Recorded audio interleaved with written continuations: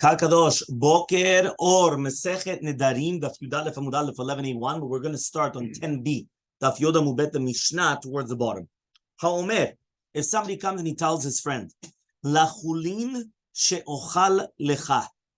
Right? So, for example, he comes and he says to his friend that the Gemara is going to explain what does that mean that it's not chulin or that it is chulin. Chulin, remember, is unconsecrated. So, what does that mean? Lachulin, that I'm going to eat for you. What does that mean?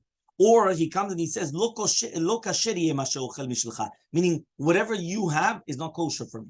So what does that mean in all these things? Okay? It's not pure, right? Or tahor, right? Which means that it's not pure. Ladache is actually in Aramaic.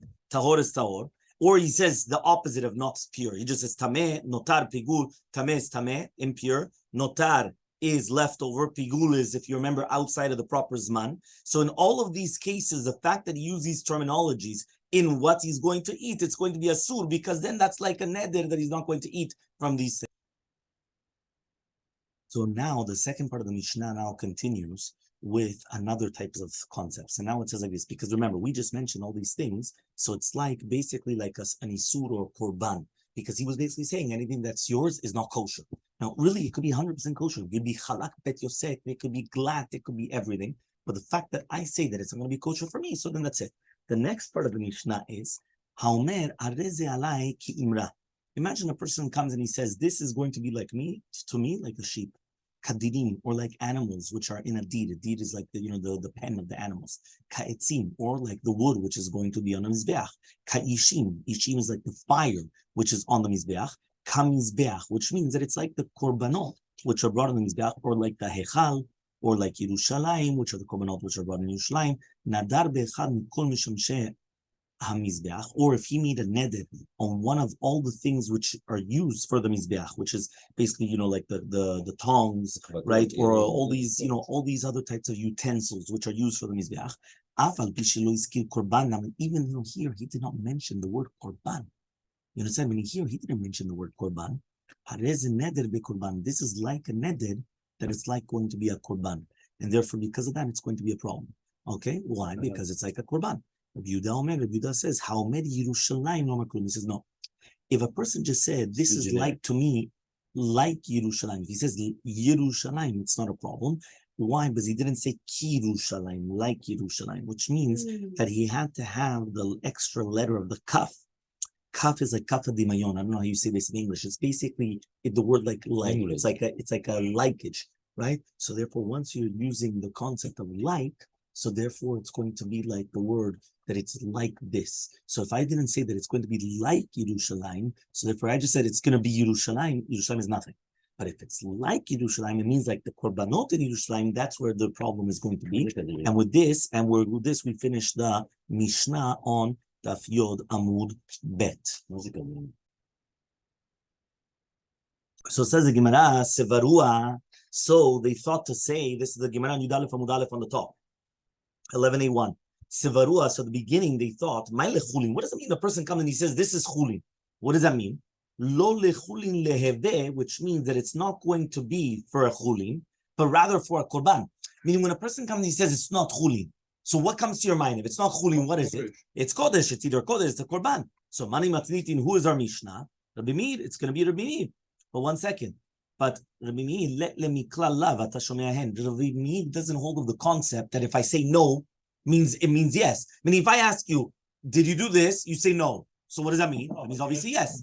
So, 1 second. So it means he doesn't hold of the concept of miklalav atashomei hand, which means that from the fact that you said no, it means automatically yes. He doesn't hold of it, right? This is when it's negative. So says the because we learned in the Mishnah, Rabbi Meir says, Kol tnai she'eno ketnai b'neged gad uvnei Reuven eno tnai. According to him, according to Rabbi Meir, you always need a condition, which is a double condition. Meaning, if you say no, it's no. If you do yes, yes. What happened with b'nei gad uvnei Reuven? Moshe Rabbeinu comes and he tells them, if you go in, then A. If you don't go in, then B. What does that mean? It's not just enough that I understand that if you didn't do A, B. No.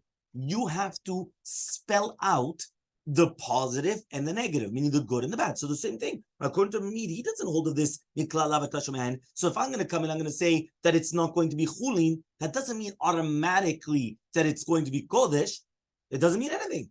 So says the Gemara, Ela, Rabbi Yehuda, he obviously has to go in the sheet of Rabbi Yehuda. So Ema Seifa, let's say the Seifa there. The Seifa says, Rabbi Yehuda says, how Mer Yerushalayim, if a person said this is like Yerushalayim, Lo Amar Klum, he didn't say anything. I mean, the Seifa Rabbi Yehuda, from the fact that I just said that the Seifa is going to be like Rabbi Yehuda, so obviously the Reisha is not like Rabbi Yehuda. You just told me the Reisha is Rabbi Mead. Sorry, the Reisha is going to be like Rabbi no, because we said it couldn't be Rabbi Mead. It had to be Rabbi Yehuda, but then you just said the Seifa is going to be Rabbi Yehuda. So it's mashma not like that. Okay? Answers the Gemara, you're right. Kula Rabbi Yehuda, the entire Mishnah is Rabbi Yehuda. This is what it means to say, right? If somebody comes and he says, Kiru Shalayim Rabbi Yehuda Omer Yerushalayim Lo Omer Klum, which means if a person came and he said that it had to be like Yerushalayim, because Rabbi Yehuda says that if you just said Yerushalayim without the like, without the kaf, so if you didn't say anything, so for it's not that this is Rabbi Yehuda and beforehand was not Rabbi Yehuda. The entire Mishnah is Rabbi Yehuda. But just in the end part, we had to say, because of Yehuda says that if a person said, all right, Yerusha, it's nothing. Fine. Very good. Let's continue. Okay? So it says the Gemara, even if he did say Kirushalayim, according to Yehuda, that's going to be a problem. But Tanya, we learned in the Braita, Rabbi Yehuda Omer Kirushalayim, no Omer Klum. Which means like this. You just told me that according to Rabbi Yehuda, Yerushalayim is nothing. Like Yerushalayim, with the kaf, like Yerushalayim is a problem. Here there's a Braita Mefurash, and the Braita says that even according to Rabbi Yehuda, if you said like Yerushalayim, it's also klum. It's also nothing until you say like something which is brought as a sacrifice in Yerushalayim, something which is brought close in Yerushalayim. So what's going on then? So answers the Gemara, no, you're right.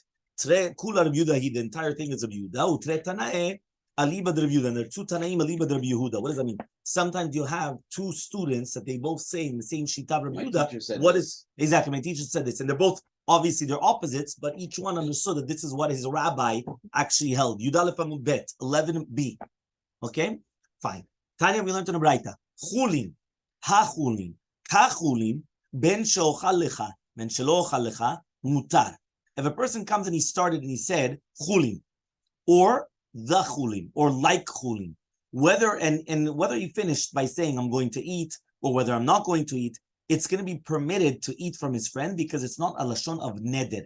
Meaning that you see from here how important it is, the terminology of that it has to be a specific key. If you don't say the magic words, it doesn't work. You're saying something very similar, chazak baruch, but it just doesn't work. You need to say it exactly. I remember many times we used to come in class, we say, can I go to the washroom? Well, I hope you can. Right? Why? They wanted to train us that we shouldn't say, can I? Can I hope you can go to the washroom, but it's may I, because it's like you're asking permission. Can you? Hopefully you can, right? But may I? So many times it's like a magic word that they want to train you into it. So therefore they're coming and say, if you just said chulin, ha chulin, ka chulin, whether you finish up by saying that I'm going to eat or I'm not going to eat, it's a mutar, but you didn't say lashon neder. If you say la chulin she'ochalecha, to the chulin, which I'm going to eat, so then it's going to be asur, because here it means that which I eat from yours is not going to be chulin, it's going to be like a korban. Or la chulin lo ochalecha, but if I say to the chulin that I'm not going to eat from you, it's going to be permitted. Why? Because that means that even if it's not going to be a chulin, but rather a korban, that which I'm not going to eat from you, but here I'm eating from you, so therefore there's no problem. So therefore it all depends on the terminology of how you're saying it. Okay? Reisha Mani. So who is the Reisha of this Mishnah? Rabbi Meiri. This has to be Rabbi Meiri. That obviously he doesn't hold of this concept that from no you understand yes. So one second. Ema Seifa. So let's see the Seifa, which means like this. We just said, that means according to what we just said in this Braita, it's mashma that it's going like Rabbi Meiri. That means we don't hold of this thing of from no you mean yes. Why? You have to say it explicitly. And the fact that it wasn't explicit, there's nothing cooking. So Ima Seifa, let's see the Seifa. The Seifa says, Lachulin lo chalecha mutar, it's going to be permitted. Yeah, Vatnan, but we learned in a Mishnah, yeah, La Korban lo ochalecha, Rabbi Meir said, if a person comes and he says, for a Korban, I'm not going to eat from you, so then you're not allowed to do it. Why? Because this means that it's not going to be, that means whatever meaning from you is going to be like a Korban, and therefore it's going to be asur. The Kashalan, so we had a question. Haletle, but you don't hold of this thing of Mikla Lavat Hashomen according to Rabbi Meir. Rabbi Abba, so says Rabbi Abba, Nasa ke'omer, so it's like you said, lekorban yeh, that it should be a korban. Lefichach, and therefore, lo ochal I can't eat from you. Hachanami, so to hear, haki kamale, this is what it means to say, la chulin leve, it's not going to be chulin, and therefore, lo ochal therefore, lefichach, therefore, I cannot eat from you. So therefore, you see from here, that even though according to the Meid, he doesn't hold of this from a negative, you hear a positive, he does hold that there is such a concept of like, not from here, you do see something else. So answers the Gemara, so this Tana, he holds like a Meid in one, but he argues like a Meid in another one. Which means he holds like a Meid, that from the no, you don't get the yes. But he argues on him like the concept of the Bekorban, because according to Rabbi Meir, we do say that this is considered lo lefichach lo chalecha is going to be a problem, and according to him, it means like this. Our Mishnah is going like Rabbi Meir. The first part of the Mishnah was Rabbi Meir because the Tana held like Rabbi Meir, which means that we don't say from a negative to a positive. You have to say something explicitly. But he argues on Rabbi Meir on the next part of the Mishnah. Because the next part of the Mishnah, when it says to a korban it should be with you, Rabbi Meir agreed that it's like I'm saying, I cannot eat from you because it's like a korban. This Tana argues on this. So therefore, since this Tana argues on this, so it's not like Rabbi Meir in this concept. Meaning Rabbi Meir does hold of it in this concept, but not like so. Our Mishnah is in according to Rabbi Meir in one shita, and not according to Rabbi Meir in the other shita. Ravashi comes and he's going to give another answer. Remember, the first answer was that the entire Mishnah was Rabbi Yehuda, and then we had to explain it. Now we're going, the entire thing is like Rabbi Meir, but just the Tana argues like Rabbi Meir in one, and he agrees with Rabbi Meir in the other one. Okay. Basically like this. So now he comes and he says, Ravashi comes and he gives another answer. Ravashi comes and he says, Had amar le chulin. That which he comes and he says, le is with a two chulin, not la. La means the known chulin. Le is two, right? That means even the same letter, you have the one which is known and the one which is not known. Okay? Veha de amar lo le chulin. So when a person comes and he says not to chulin, the mashma have a chulin le korban, that it's not going to be a chulin, but rather it's going to be like a korban. Okay, so therefore what happens is therefore the neder is going to be chal. Okay, that's what he's trying to say over here. When he says le chulin, you could come and say that the entire Mishnah is going according to Rabbi Meir. The le, right, is coming that there's no neder even according to Rabbi Meir, and therefore it's going to be permitted for everybody else. Okay, fine. Now we're by the two dots. The two dots just said that if somebody comes and he says this is going to be tahor or tameh or notar pigul and all these things, it's going to be asur. So Bayram comes and he asks the question, what if a person comes and he says, this is going to be to me like the basar, like the meats of zivche shlamim, remember, of like a korban of a shlamim, of a peace offering, after zrikat damim, after throwing the blood. Now remember that you're not allowed to eat it until you throw the blood. After throwing the blood, you're allowed to eat it. So if you just said, this is going to be to me like a meat, which is after the throwing of the blood, well, technically I could eat after the throwing of the blood. Do we say that it's going to be like a basar shlamim, right, after the throwing of the blood, and therefore it's going to be a sur, or not? So he comes and he says, right, we're going to explain the Gemara. So either kama behed ba'adel nishna, one second, if you just said this, what's the isur then? You're saying this is going to be like a basar, which is after they threw the blood, which means I'm allowed to eat. So therefore you're allowed to eat it. It's permitted. So what's the suffect then? Ela, for example, what is the concept? Kegon de machit basar zivche shlamim umachit tetera gabe. What happens is you've got two pieces of meat in front of you. You got one piece of meat, which is basar zivche shlamim, after the blood was thrown on the mizbeach, and then you have another piece of meat, for example, a piece of bread, right in front of you. So he said, Zeh kazeh. This bread should be like the meat of the shlamim. What's the halacha?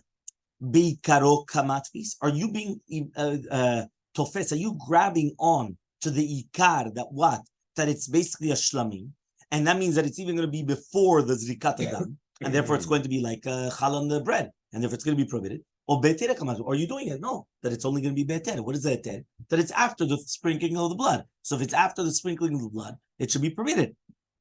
So Amar Rava comes and he says, we could bring a proof to this answer from the next part of the Mishnah.